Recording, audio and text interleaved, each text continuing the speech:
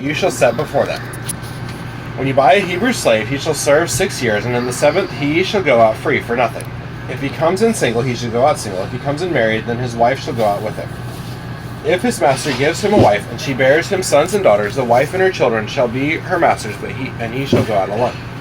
But if the slave plainly says, I love my master, my wife, and my children, I will not go out free, then his master shall bring him to God, and he shall bring him to the door or the doorpost, and his master shall bore his ear through with it all, and he shall be his slave forever. When a man sells his daughter as a slave, she shall not go out as the male slaves do. If she does not please her master, who has designated her for himself, then he shall let her be redeemed.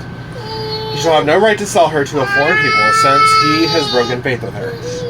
If he designates her for his son, he shall deal with her as with a daughter. If he takes another wife to himself, he shall not diminish her food, her clothing, or her marital rights.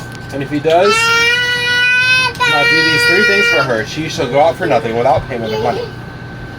Whoever strikes a man so that he dies shall be put to death. But if he did not lie in wait for him, but God let him fall into his hand, then I will appoint for you a place to which he may flee. But if a man willfully attacks another to kill him by cunning, you shall take him from my altar that he may die. Whoever strikes his father or his mother shall be put to death. Whoever steals a man and sells him, and anyone found in possession of him shall be put to death. Whoever curses his father or his mother shall be put to death.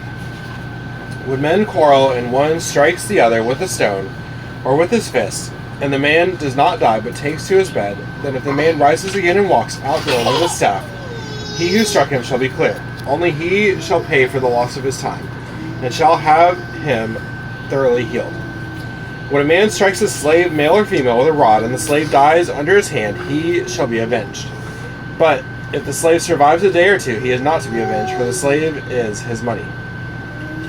When men strive together and hit a pregnant woman, so that her children come out, but there is no harm, the one who hit her shall be surely fined, as the woman's husband shall impose on him, and he shall pay as the judges determine. But if there is harm, then you shall pay life for life, eye for eye, tooth for tooth, hand for hand, foot for foot, burn for burn, wound for wound, stripe for stripe. When a man strikes the eye of a slave, male or female, and destroys it, he shall let the slave go free because of his eye. If he knocks out the tooth of his slave, male or female, he shall let the slave go free because of his tooth.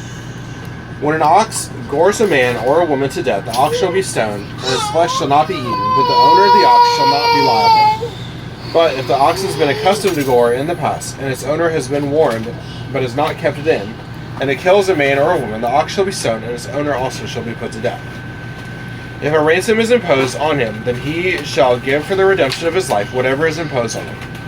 If it gores a man's son or daughter, he shall be dealt with according to the same rule. If the ox gores a slave, male or female, the owner shall give to their master 30 shekels of silver, and the ox shall be stoned.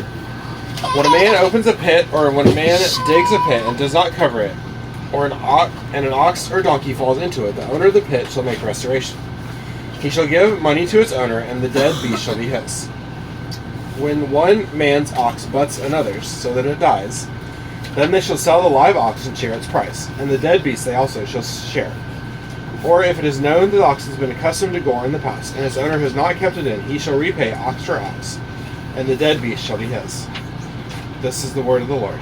Thanks be to God.